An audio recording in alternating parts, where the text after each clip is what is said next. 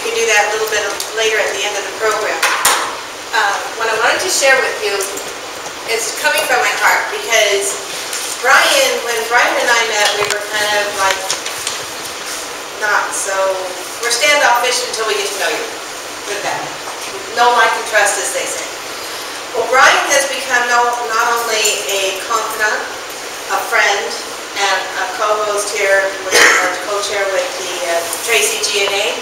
He's also debuting tonight as one of our guest speakers. So with that said, Brian, the floor is all yours. Thank you.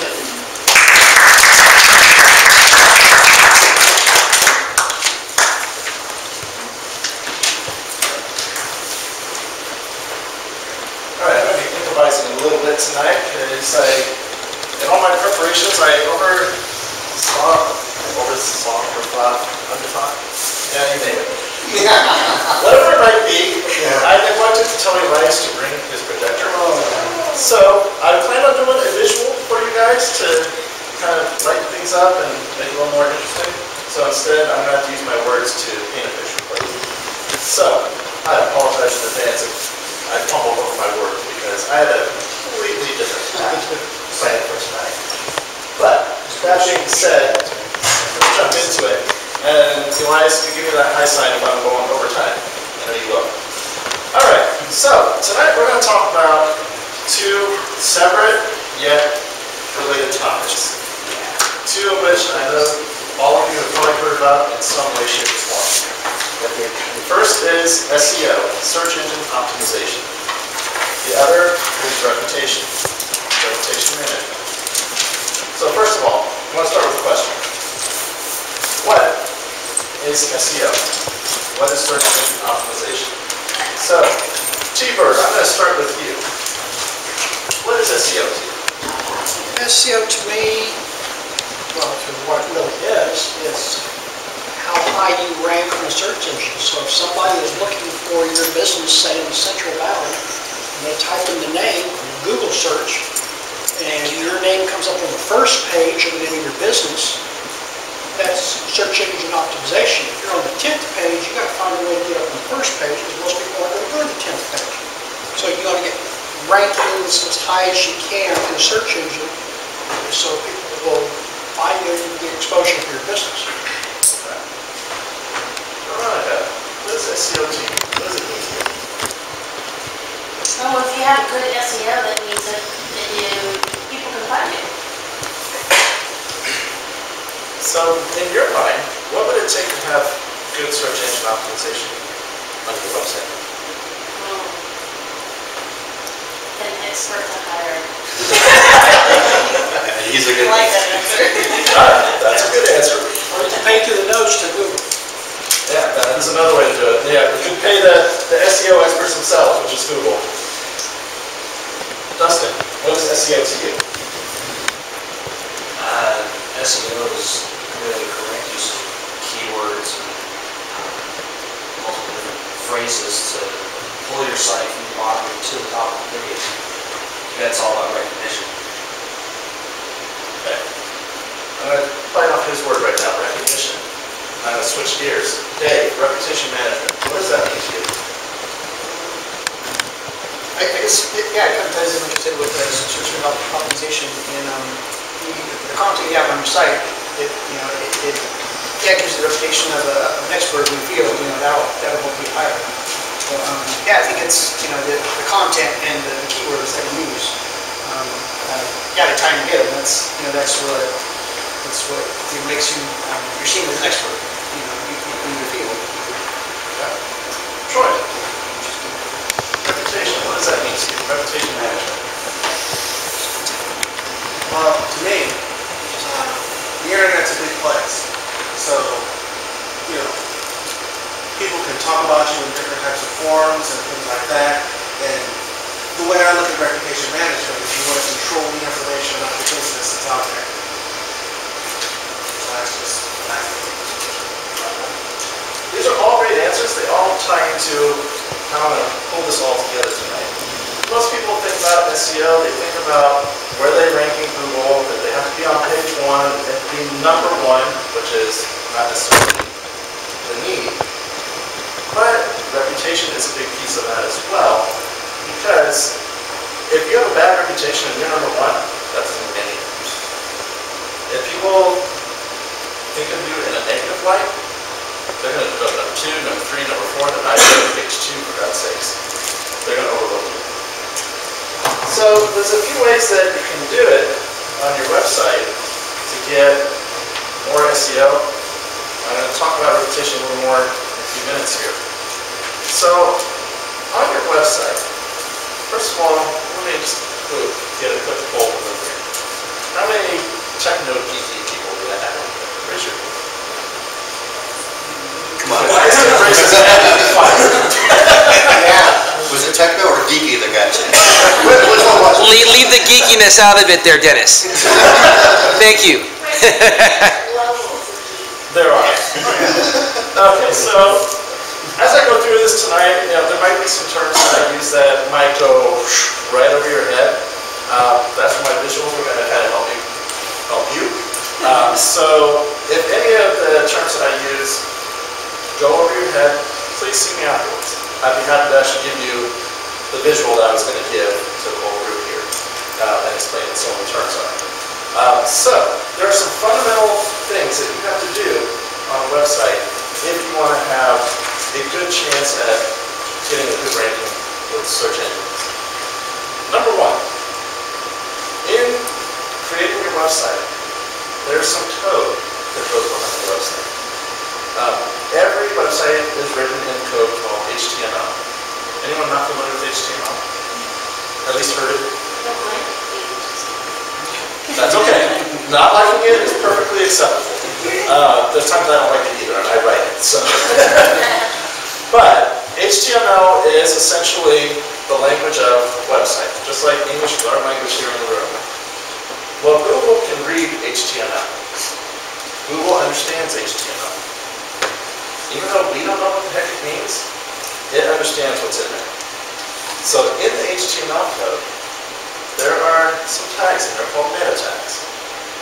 Meta tags are things like a description. What is your website about? It could be the title that appears at the top of your window. That will say, Genuine Networking Association. And it will have a tag called keywords. These keywords are where you're going to say, this is what my site is about. Now, question. Michael Fred. I'm all ears. Your favorite restaurant, when you're looking for a new place to eat that you haven't been to before, since we're talking about Herman's barbecue earlier, if you're going online to find a restaurant, what would you search for? That's local restaurant. Best local restaurant. Now, if any of you owned a restaurant, and let's say you own Carmen's Barbecue, which does Jamaican food cameras, right? When they were creating their website, I bet if I looked it up on my computer here, and I looked at their keywords, it would be Jamaican food, restaurants in Tracy, but would it be best local restaurant? Maybe not. But that's what he would type it in. Okay? The idea here is not to put in just any old words that you think are relevant.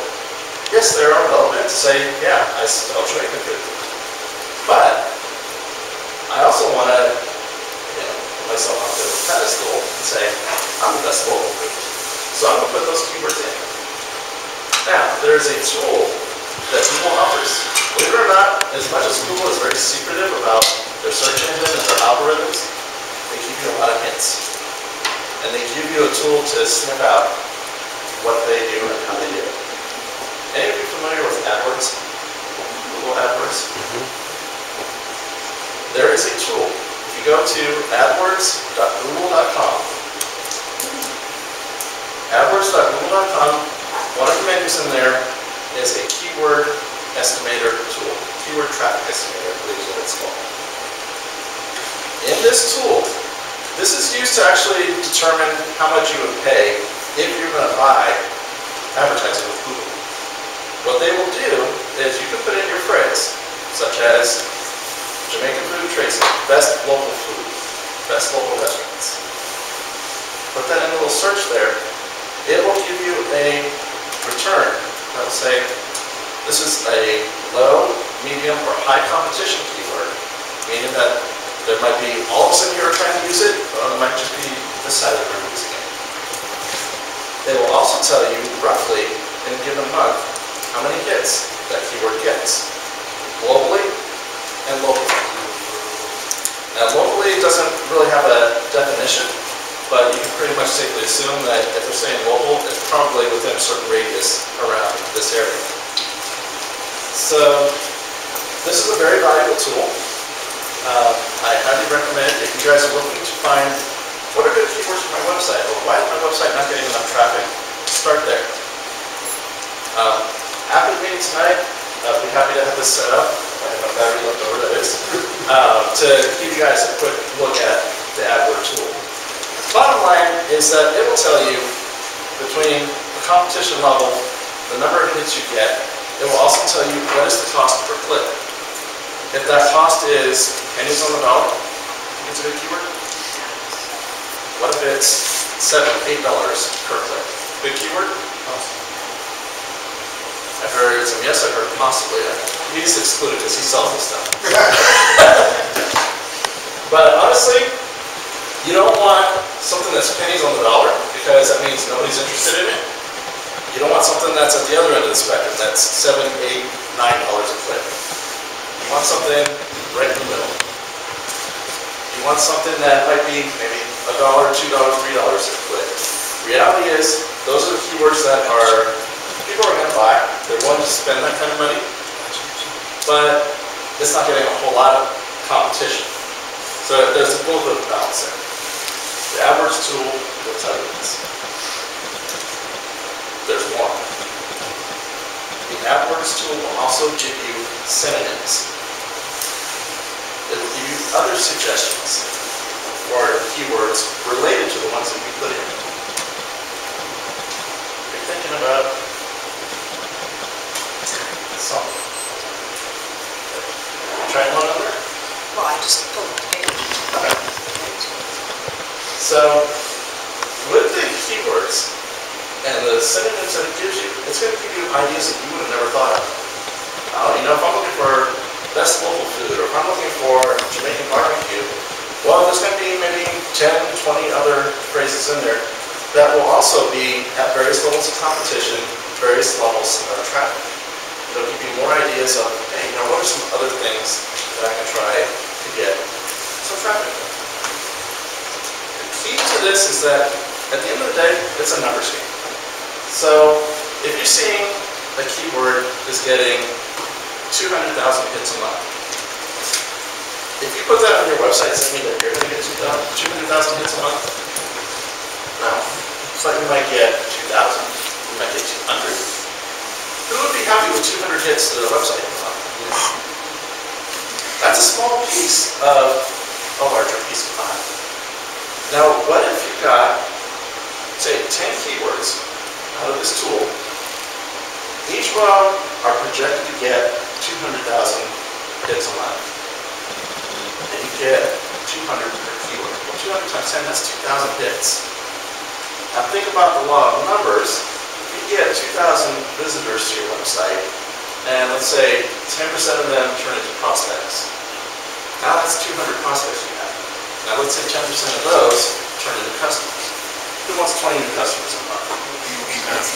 What would that do for your business? You know, 20 customers a month, quite honestly, I'd be scrambling to hire people. It would put me in a world of hurt, that's for sure. In a good way. So, keep that in mind. If you're looking for good keywords, that's a good place to start. Second tip, the Google search engine itself.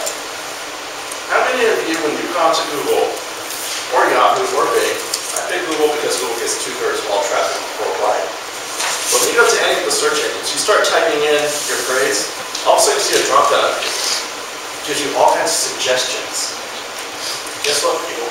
Suggestions equals suggestions for your website. Okay, so if you don't know what to put on your website, just type something in. Ask yourself this question. If you were searching for your product or your service, what would you type in?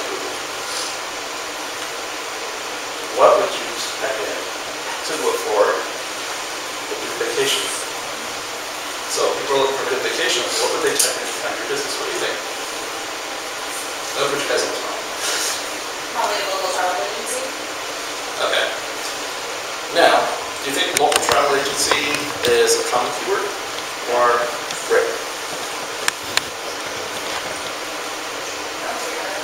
If I were looking, I'd probably put in, travel, cruising, I would put in local travel agency. Okay, so now let's take this keyword for a second. Local travel agency. If I'm in China, I type in local travel agency, you come up number 1. Can you handle a customer from China? If they called you and said, I want to book a vacation? Aside from that, Depends on what they want. So would that come up local to them? I thought it was like a radius that when you put it in local from your computer, it would be local to you. yes and no. Yes and no. Yeah, it does do that, but not necessarily. So you want to target your keyword a little bit more, because local travel agency doesn't necessarily mean local to where I'm at, or where Dustin's at, or where Michael's at, or where Dennis is at. Yeah. Even though Dennis is over on this side of the world, he can put in local travel agency and you guys are going to come up. So, that's why I asked you that question. Who is your target client? If they're halfway around the world, can you work with them? If so, not a bad keyword. If not, and I hate saying this, but if you don't want that kind of customer, then you don't want to put that kind of keyword out there. You want to say local travel agency, Manteca, California. Or travel agency, Manteca, California. Okay. Now that's a generic term. That's going to pull up quite a few travel agents in town. But you can take it one step further when you put it into that tool. It'll give you a list of other keywords that you can track. Now, one here for me, so bear with me. I just turned it into a shop later. My rock star, always has. So, that Google search is going to do more than just give you suggestions. If you do a search for, let's say, go back to that local travel agency, and you want to get up on that page 1, you want to be near the top, if not at the top. First thing you got to know is who's your competition. When you punch in that keyword, you're going to see what comes up. Okay, so just off the cuff, you guys know who's ahead of you? You put that in? Question. Yes. So when you're talking about the competition, so you want to pick something that's low, medium, or high. Because the word competition makes me think there's going to be a lot more hits, right? Yes and no. So it's a good question she just asked. In the AdWords tool, low, medium, and high competition, well, a high competition keyword is going to be one that everybody's going to want to get a piece of that pie. So if you have 200,000 hits coming to a high competition keyword, then that means that you might get 20, you might get 20, 20, 20, 20, 20. You're not going to get a few. But the chances of getting ranked higher in Google on a high competition keyword, probably not as good. And the reason is that usually you have a lot of big companies in there. If you're the little dog on the block and you got the big dogs out there, the big dogs have the money and the muscle to get to number 1, they're going to get to number 1 and you're going to have a hard time getting past them. So you want to focus at the medium level or lower. Okay. All right. So knowing your competition is going to give you clues as to which battles you can pick. There might be that local travel agency keyword that you really, really want, but when you start seeing who's out there, like, what's some of the major travel agencies you come Well, across? usually we put in, you're going to get something like Expedia, Okay. or something like that. So Expedia, Orbitz, Travelocity, all the major travel sites, they're going to beat the tar out of them. No offense. But they will. They're going to come up. You put that keyword travel into Google, you might as well assume the first 4 results you're going to see are Orbitz, Expedia, Travelocity, and Priceline. Yeah, by nature. So we know that you're going to lose that battle, but who's below them? Who's in the other spots on that page? Now you might have a chance to at least get there. And Because most of us here are going to be like Expedia, Orbis. Nah, I don't want that. That's an online site. I want a person. So I'm going to be scanning past those first 4 and looking for a more local travel agency. Okay. So the moral of the story is that you don't have to be at the top, but you can be on page 1. Okay. If page 1 is loaded with the big dogs out there, there's nothing wrong with going to page 2, guys. Because I might gloss right over all those and say, I don't want a big dog. I want something smaller. I want something more local. Okay. Let's keep it moving.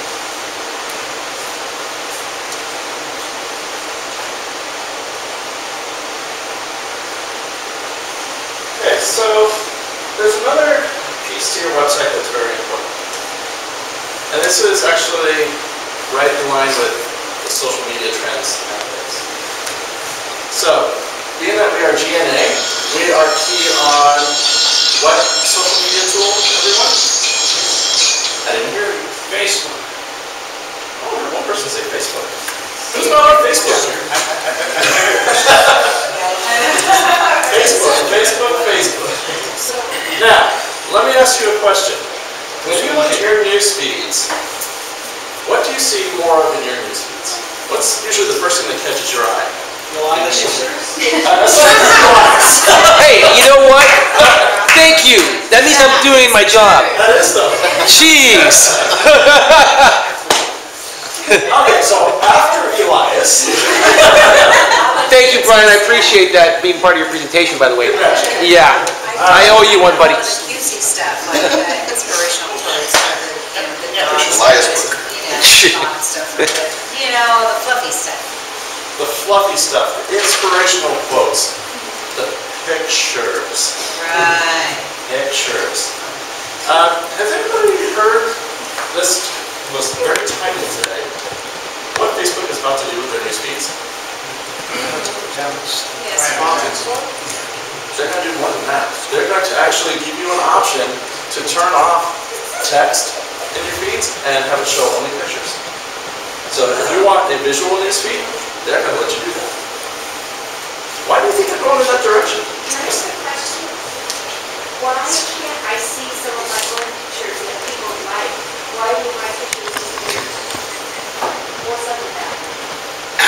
Can I interrupt here for a second? I'd like to get Brian through this conversation first. And if you want to ask questions, we'll do that afterwards. Sure.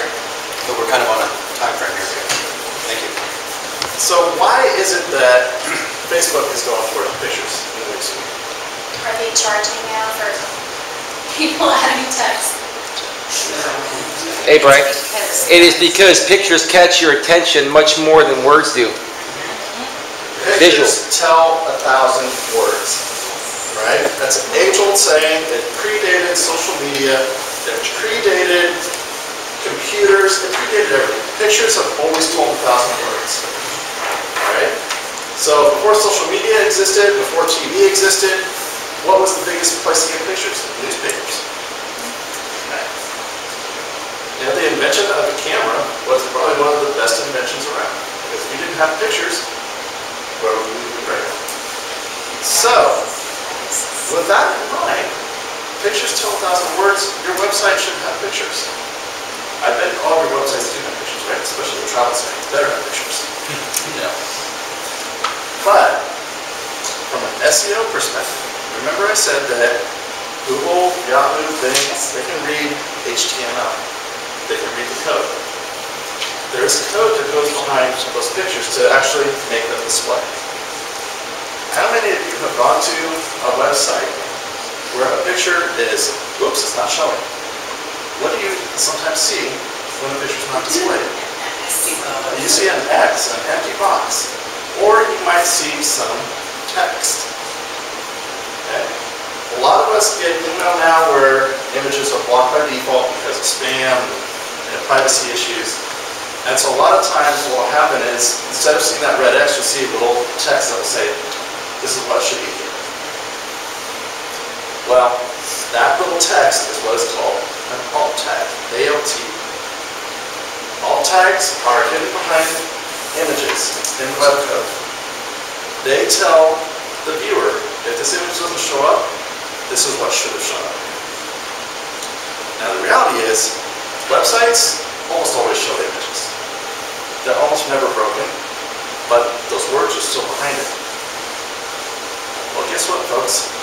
Those keywords that we're looking to get ranked up for, local travel agency, put that behind your pictures. Even though it has nothing to do with the picture itself, stick it behind that picture. So would you name that file then? You can even name the file itself. Because a lot of times, it's something that you download, if you don't rename it, it's got all those strange numbers and letters, so it would be Right. good to rename it to something that's... So if you're looking to focus on one specific phrase of a keyword, you can rename the file of your picture. That would certainly help. But the alt tag goes beyond that, because that gives you an opportunity to put multiple phrases. Okay? So basically, for example, I use WordPress a lot for my website designs. When you upload a picture in WordPress, it allows you to put a description, a title, and it asks you for alt tags. So this is where you can put in the phrases for your picture. And yes, I knew I was going to do that. I got it. But, Yeah. that's okay, because, this is a technical aspect of the presentation.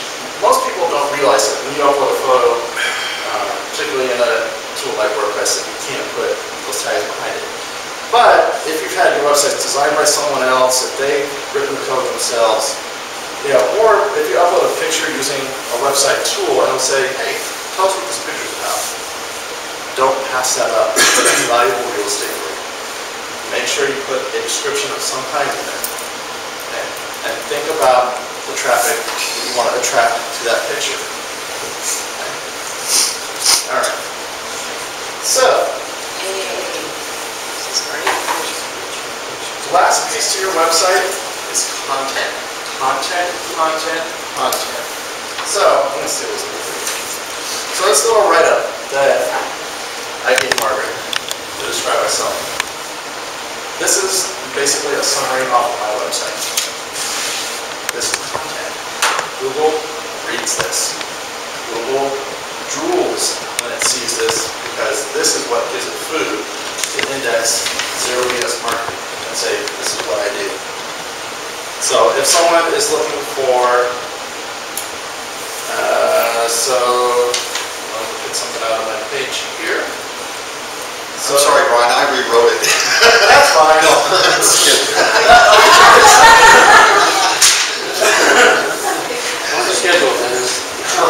Okay, so one of the things I did on my website is I bullet pointed a lot of the services that I did.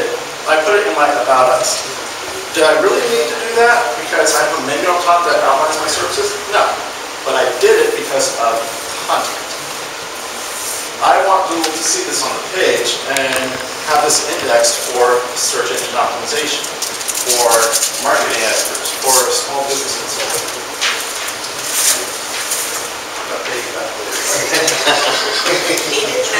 All right. But here's another reason why content is king. Let's switch gears to the social websites, like or merchants or Yellow Pages. Manta. There's a bunch of sites out there that are designed for reviews. They will get indexed before the restaurant will. And why is that? Because we're bigger? Because they're bigger. Content. Content is part of it, but that's still not the key. Keywords. Because people go into it and want to share the experience. Yes. People are going to Yelp. Everybody in the room here has probably been to Yelp at some point. If you haven't, you should check it out. But everybody that goes to Yelp here on a repeated basis, that's traffic, traffic, traffic. The more traffic your website gets, the more authority you have with Google. So we should have a with Yelp. page. Sorry? So we should have a Yelp page. Oh, yes. Yeah, but when you're creating that description about your business and you're telling people who you are on Yelp, it should match your website. Okay? So This is why I started out by focusing on your website and SEO on your website. Because if your content is set there, then your job is done. You don't have to create something new for Yelp. Take what you have from your website, copy and paste it, put it in Yelp, put it in Yahoo, put it in Google, put it everywhere, but make it consistent. Okay? Consistency is key because that is what Google's looking for. I hate to say it, but something as simple as your address. If your address is inconsistent, then Google's going to see that and say, well, maybe this is not the same business. And so they're going to list you lower. Okay. If your content is different, that's going to put you a little bit lower on the chain because you got two different things that you're saying. But if you're saying the same thing here, and the same thing here, and here, and here, and here, and these are all sources that are driving traffic and people are going to, and then they right to your website from those places, you're in business. First of all, you're getting traffic to your website. Secondly, because all these sites out here are getting a lot of hits and a lot of traffic themselves, and are getting a lot of respect and authority from Google, that creates authority and respect for you. That's a little trickle down effect. Okay? So if people are going to Yelp, they're seeing a lot of 4- or 5-star reviews and like, Harmon's Barbecue looks like a great place. Well, let me click on their website link. Well, you just got to hit over to your website from a review site. Well, first of all, you know that person that's coming is a very good lead. Very good prospect, very much more likely to turn into a customer. Now, I highly trust and recommend Brian to anybody, but you know me, I throw curveballs, and you're going to be surprised, but I actually have chosen to not be on Yelp. And my whole reason is because what I've seen on Yelp, and I'm sure you've heard this a lot, and other people have, is that there are competitors going out there writing bad reviews that are fake, that are hard to get rid of. And, you know, that can also bring you some negative, you know, advertising to your local community or business. How would you suggest in your reputation management, good question, right? Sure. How would you suggest in your reputation management thing to handle something like that? Because Yelp has great SEO, yet can damage your reputation at the same time when it's not true. Okay, so I have a two-part answer to that question. First of all, you cannot control the actions of others. You just can't. That is one of the pitfalls to Yelp. And that is why so many people are just scared out of their minds to use Yelp and send people to Yelp, because they are definitely afraid of getting that 1- or 2-star review. How many of you in here, if you have someone who does not like your business, they had a bad experience with your travel agency, do you want them to tell you they had a bad experience, or do you want them to tell everyone else here? Yeah, tell us. And if they don't tell you, but they tell everyone else here, are you upset when you find that they told everyone else about what you do? Ooh, that's a good point. Yeah, I think I'd be upset. Okay. So you would be, because that review's going to get out there, and if you're not watching Yelp, you just got damaged. And I'll give you a real life example. I went to an optometrist here in town when I was looking for a new optometrist.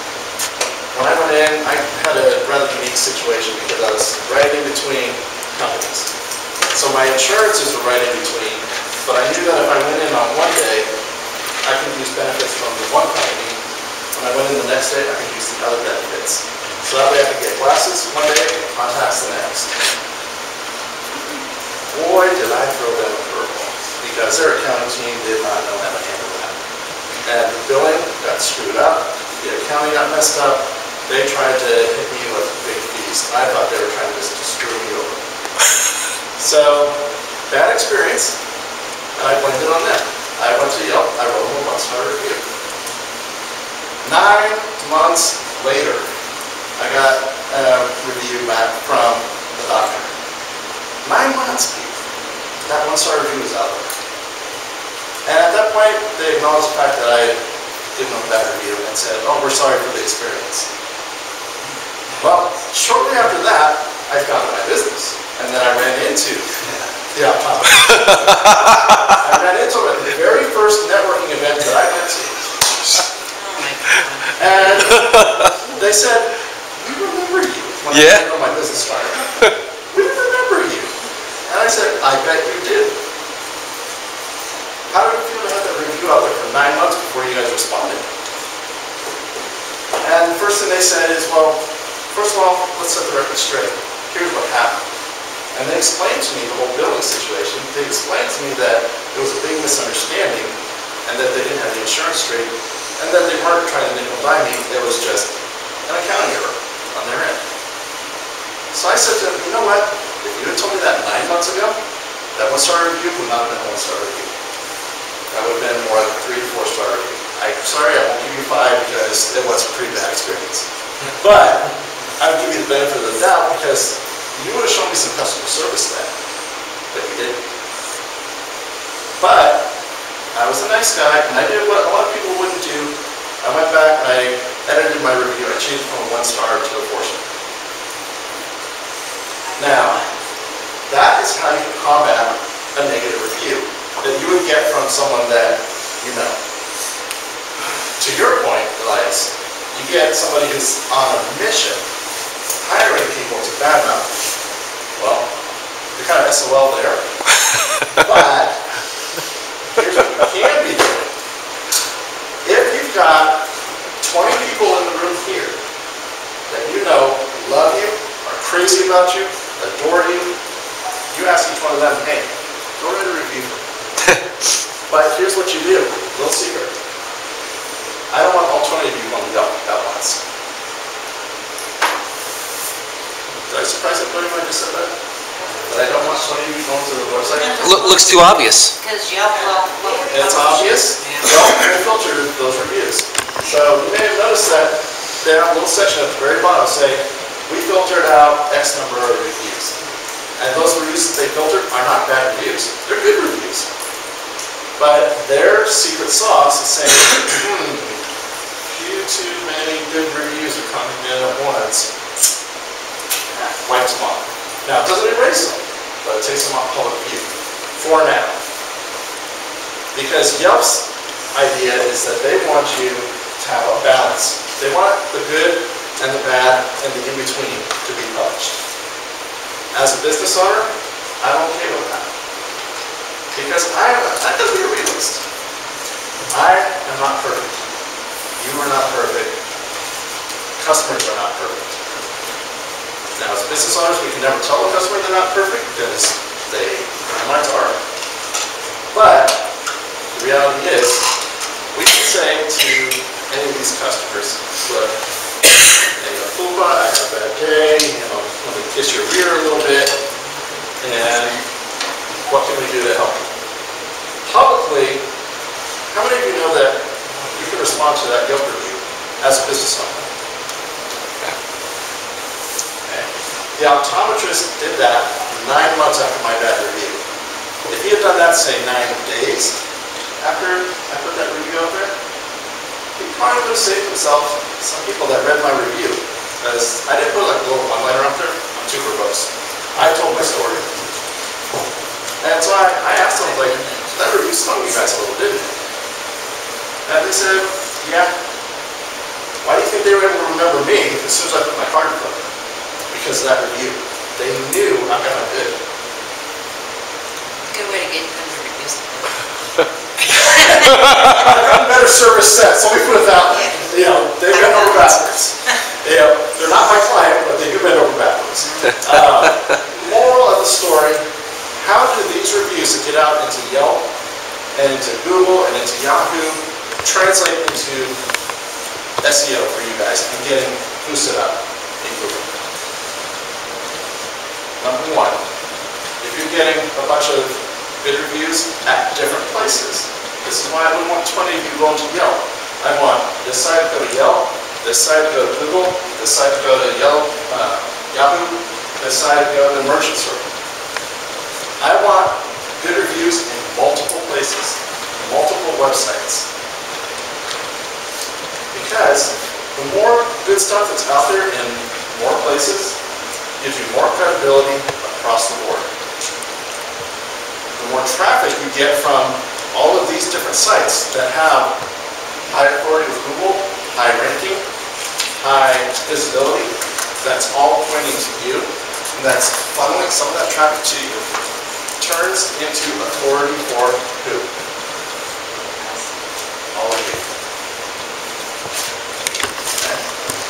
So, I'm going to end with the moral of the story. Then I'll take your question, Chris. So, moral of the story. Monitor your reputation. If you're not monitoring it, I can help you. Monitor your keywords with your SEO. If you don't know how to do that, I can help you. If you have any questions, I'll be more happy to answer Got them. time for 2 questions because we're running low on time for brainstorming and masterminding, and then they can ask you the rest of them afterwards. Cool. Where does the business owner's response to a review appear under the review status? Is it like an additive to the review that was posted, just directly below it? Or? Directly below it. So what happened is, like in Yelp, for example, you have the customer's review, and then directly beneath that, it will have the business owner's response. Okay. So that response from you guys could be something just political, acknowledging, hey, thanks for your feedback. We really appreciate it. In your head you're saying, I don't want anything to do with this. Fill in the blank. But publicly, you want to at least acknowledge it. And the quicker you do it, the better. So that's the answer to the question. Essentially, is that's your reproach, is your answer back. Right. So kind of go back to your question, Elias. The way to counteract all those potentially bad reviews that out there, just let it be good ones. Have a good mix of the good, the bad, and the ugly. Because, most people are rational. They can read through the BS. They can tell when someone's having a really bad day or has it out for Elias or, for any of us. People can see, like, this is just somebody who's got a chip on their shoulder. Yep. Okay. One more question? Yep. I see one more hand here. Wow. You mentioned that Google has 2/3 of the web traffic in the world. Is that the only search engine we should be using other than Yahoo, or is there others that are... Google's obviously first choice, but are there 2 or 3 others that... Because something called Ask keeps popping up on my computer, and it's like, I can't get rid of them. It's ASK. Yeah. She's got some malware on that system. They installed it, I do. Here, give me a call, I'll get it off your computer. Computer tests can take care of spyware and viruses, which that could potentially be. But to answer your question, Google statistically gets about 66% of all searches worldwide. Yahoo and Bing pick up that. They get pretty much the other 2/3. And Yahoo and Bing are now kind of somewhat married together. They haven't like merged, but from a search engine perspective, they kind of have. So a lot of the searches that you do in Yahoo are going to be the same you see in Bing. Behind them would be like Ask.com or AOL, those guys. But they get so little traffic, I wouldn't worry about it. Just one quick question. Last question. Real quick. So the company that I sponsor or work for, they manage the whole website. So I don't really have to know the keywords or anything like that. So how can I drive traffic to my website? Would it be like a blog? That was Would my be the best? question too, yeah. That's an excellent question. Can I take 2 minutes for that? Sure. Okay. So, a lot of us, Edwards, are part of this. I'm helping them. They're helping me indirectly. Anyone that runs MLMs, network marketing, you're going to run into this situation. If you're in the insurance industry, you're going to run into this. Anywhere that you're licensing or renting a website from, for a company or a business, Solid is another one of them, you can't control what they do. Secondly, you may not even be able to use their name, their brand, their images, or anything. You can't mention it if you build your own website. But you can do something more generic. Okay? So, like, I'll take the Edwards, for example, as I was saying. We're creating a website for them that is talking about products without mentioning them by name, without mentioning the company by name, but we're focusing on what the products do. So we're focusing on what the products do. In your case, it might be more of a service, but you can't mention the name itself because it's your website. So blogging is a great way to do it. I highly recommend blogging if you want to drive traffic. The key is whether you blog, whether you own your own website, remember content is king. Keep your content fresh. Update it. Make sure you do regular blog posts. Keep it consistent. All right. Thank you guys. Thank you, Brian.